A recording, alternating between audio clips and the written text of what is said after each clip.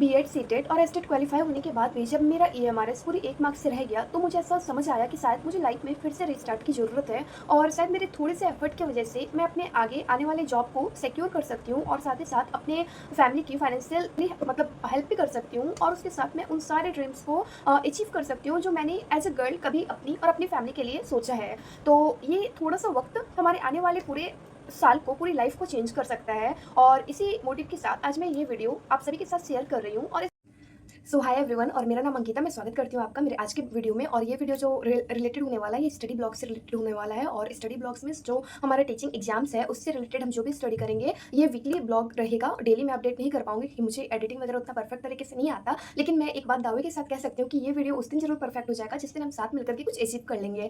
तो चलिए मैं खुद को इंट्रोड्यूस कराती हूँ।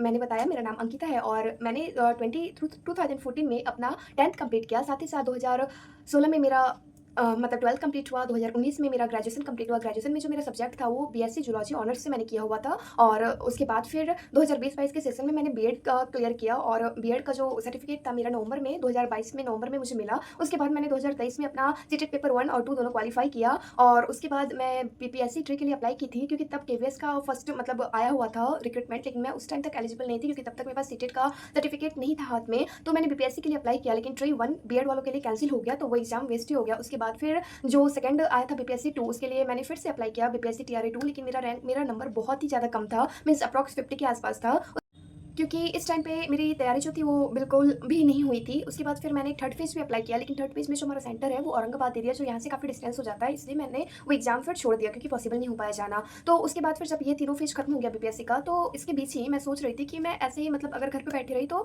मैं जो वो खुद का एक मतलब एक जो विश है कि मुझे जॉब करना है वो कहीं न कहीं पीछे छूट जाएगा। तो मुझे ऐसा एक मन में डर सताने लगा कि अगर मैं पढ़ाई को इतने दिन तक गैप करूँगी तो शायद मैं पढ़ाई से बहुत दूर हो जाऊँ। तो मैंने 1-2 जगह इंटरव्यू दिया और लकीली मुझे केवीएस में पीआरटी जॉब के मतलब पीआरटी सीट वैकेंट होने की वजह से मुझे वहाँ पे जॉब करने का अपॉर्चुनिटी मिला और मैं 2024 और 25 कंटिन्यू केवीएस में मतलब सर्व किया as a teacher, contractual teacher पे काम किया मैंने। उसके बाद फिर मैंने अभी क्या हुआ ना कि देन फिर ईएमआरएस और केवीएस दोनों का मतलब रिक्रूटमेंट नोटिस आ गया 2024 मतलब 25 में। तो फिर मैं कर रही थी, लेकिन कहीं न कहीं मेरे बैक ऑफ द माइंड में ये चल रहा था कि पीआरटी का जो सब्जेक्ट होता है वो काफ़ी डिफरेंट होता है टीजीटी के सब्जेक्ट से, और केवीएस या फिर अदर प्राइवेट स्कूल का जो वर्क प्रेशर होता है वो इतना होता है कि पढ़ाई के साथ-साथ घर, एक्चुअली मैंने मेड वगैरह भी कुछ रखा नहीं है, तो पढ़ाई के साथ-साथ घर के काम, उसके साथ-साथ फिर मतलब स्कूल को हैंडल करना बहुत ज़्यादा डिफिकल्ट हो रहा था और कहीं न कहीं ये सारी चीज़ें मेरे माइंड में चल रही थी और इसकी वजह से क्या हुआ कि मेरा तबियत एट अ सडन बहुत ज़्यादा मतलब खराब हो गया। ऐसा कि ना मैं स्कूल में अपना 100% दे पाने लगी, ना मैं मेरे घर पे फोकस कर पाने लगी, ना ही मैं मेरी पढ़ाई पे टाइम मतलब दे पाई। तो बहुत ज़्यादा डिसाइड करने के बाद कहीं न कहीं, अच्छा बोलो या बुरा, लेकिन मुझे ऐसा लगा कि शायद मैं और अब आगे ये कॉन्ट्रैक्चुअल बेसिस पे जॉब नहीं कर पाऊँगी क्योंकि मुझे एक जॉब सिक्योरिटी भी चाहिए, क्योंकि अभी एज है हमारा गवर्नमेंट जॉब क्लियर करने का। ये सब सोच करके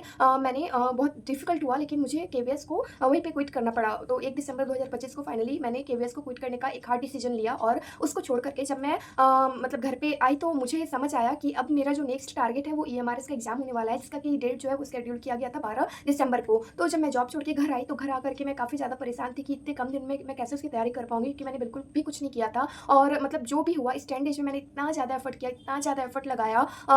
उसके बाद फिर जो रिजल्ट आया वो सुन करके आप सच में शॉक हो जाओगे, क्योंकि जो मेरा मार्क्स था, मैं अभी शेयर भी कर दूँगी, जो मेरा मार्क्स था वो 72.66 था और जो जनरल कैटेगरी का जो कट ऑफ गया था साइंस में, टीजीटी साइंस में, वो 73.66 गया हुआ था। तो पूरे 1 मार्क्स से मैं ईएमआरएस का जॉब मिस कर गई और उसके बाद फिर मेरा केवीएस का जो एग्ज़ाम था वो 12 जनवरी 2026 को शेड्यूल किया गया था। लेकिन एक्चुअली केवीएस में जो मैथ्स है वो काफ़ी ज़्यादा वेटेज मतलब रखता है और मैं मैथ्स में मेरा डब्बा पूरा ही गुल है और उल्टा मैंने मतलब मैथ्स में तो मैं बहुत ही ज़्यादा मतलब बिल्कुल डम्ब थी उस टाइम तक। अभी तो मैंने मैथ्स को बहुत अच्छा मतलब बहुत क्या बोलूँ कि मैं ज़ीरो से ऐसा बोल सकती हूँ कि मैं हाई मतलब थोड़ा तो अप हुई हूँ, बहुत ज़्यादा अप तो नहीं हुई हूँ, वहाँ तक तो मुझे पहुँचने में बहुत टाइम लगेगा। लेकिन अगर ग्रेड दे कि मतलब अभी मैंने खुद का लेवल थोड़ा अप किया है मैथ्स में, कैसे किया है वो भी मैं आपको बताऊँगी अगर आप जानने में इंटरेस्टेड होंगे। तो एक्चुअली केवीएस में मैथ्स का वेटेज बहुत ज़्यादा था, ये सोच कर के मैं पहले ही पैनिक कर गई और जब मैं एग्जाम देने के लिए गई, मतलब मेरा एग्जाम देने का भी मन नहीं था, फिर भी मैं खुद को पुश करके एग्जाम देने के लिए गई क्योंकि मैंने थोड़ा बहुत प्रिपरेशन ईएमआरएस के दौरान किया था। तो मुझे ये देखना था कि वो प्रिपरेशन केवीएस के एग्जाम में काम आएगा कि नहीं। तो उस चीज़ को जज करने के लिए मैं गई थी और वाकई वो प्रिपरेशन हेल्प तो किया, लेकिन मैथ्स की वजह से मैं फिर से वहाँ पे डिस्क्वालीफाई हो गई थी ईयर 1 में।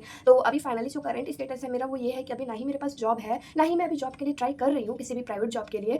हाँ, गवर्नमेंट जॉब के लिए ऑफकोर्स ट्राई कर रही हूँ, लेकिन ना ही अभी मेरे पास जॉब है, ना ही मैंने कहीं भी अप्लाई किया है मतलब प्राइवेट जॉब के लिए। बस जो मेरा टारगेट वो ये है कि अभी चल रहा है, आज का जो डेट है वो है 18 मार्च और जो टाइम हो रहा है वो पौने 8 हो रहा है, रात के पौने 8 हो रहा है। तो मेरा जो अभी करंट मतलब जो प्लानिंग है वो ये है कि मैंने जो वो 1 चैप्टर 1 डे वाला सीरीज़ स्टार्ट किया था उसको कुछ दिन के लिए ब्रेक करते हैं, क्योंकि लास्ट 15 डेज़ से मैंने पढ़ाई नहीं किया है बाहर होने की वजह से। तो अब मैं आपको वीकली अपना जो ये रहेगा वो शेयर करूँगी, टाइम मैंने कैसे क्या अचीव किया वो मैं शेयर करूँगी। लेकिन उससे पहले मैं बता दूँ, जो मेन टारगेट है हमारा वो ये है कि हमें मई तक में हमारा साइंस का सारा पार्ट कंप्लीट कर लेना है, ठीक है।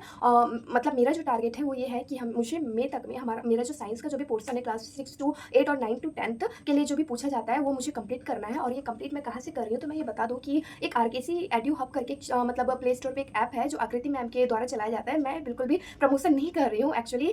ये तब मैंने खरीदा था जब मैं मतलब केवीएस में एज अ टीचर काम कर रही थी और मुझे ऐसा लग रहा था कि मुझे पढ़ना चाहिए, तो मैंने तब खरीद के रखा है, जो अभी मई में एक्सपायर होने वाला है। और ये बिल्कुल भी प्रमोशनल नहीं है। मैंने ऐसे रैंडम सर्च किया था, लेकिन हाँ अगर सच बताऊँ तो मुझे उस मैम का पढ़ाना बहुत अच्छा लगता है, क्योंकि अदर टीचर के कंपेरिजन में सारे ही टीचर बहुत अच्छे पढ़ाते हैं। लेकिन दोनों के बीच में जो मैंने मतलब डिफरेंस देखा वो ये देखा है कि मतलब ये जो मैम है आकृति मैम करके आती हैं, ये बहुत ही मतलब कम टाइमिंग में आपको पूरा चैप्टर कंप्लीट करा देती हैं। तो एक्चुअली मेरा वो कोर्स एक्सपायर होने वाला है, तो मैंने ये टारगेट लेके चला है कि मई तक में मुझे साइंस का सारा ही चैप्टर जो भी इंपॉर्टेंट है हमारे टीचिंग एग्जाम के मतलब इसमें अगर देखा जाए तो जो भी इंपॉर्टेंट चैप्टर है हमें वो मई तक कंप्लीट कर लेना है। तो इस ब्लॉग में आपको क्या मिलने वाला है, मतलब आप क्या जानने वाले हो, तो इस ब्लॉग में देखो एक्चुअली जब घर पे चार दीवार के अंदर रहते हैं ना, ऐसे अगर नॉर्मल स्टूडेंट है तो आपके अंदर एक कॉम्पिटिशन का भावना होता है और आप एक दूसरे को देख करके पढ़ लेते हो। लेकिन जो हम लड़कियां होती है, फिर जो हम लोग होते हैं, हमारा क्या होता है ना कि हम मतलब जो हाउस वाइफ होते हैं वो घर से बाहर नहीं जा पाती हैं, ठीक है। उनको मतलब बस जो भी है इसी चार दीवारी के अंदर रह करके सब कुछ करना होता है। तो ऐसे में ना उनको कोई मतलब सोर्स ऑफ मोटिवेशन नहीं मिलता कि हम किससे कंपेयर करें, हम किससे मतलब कंपटीशन करें।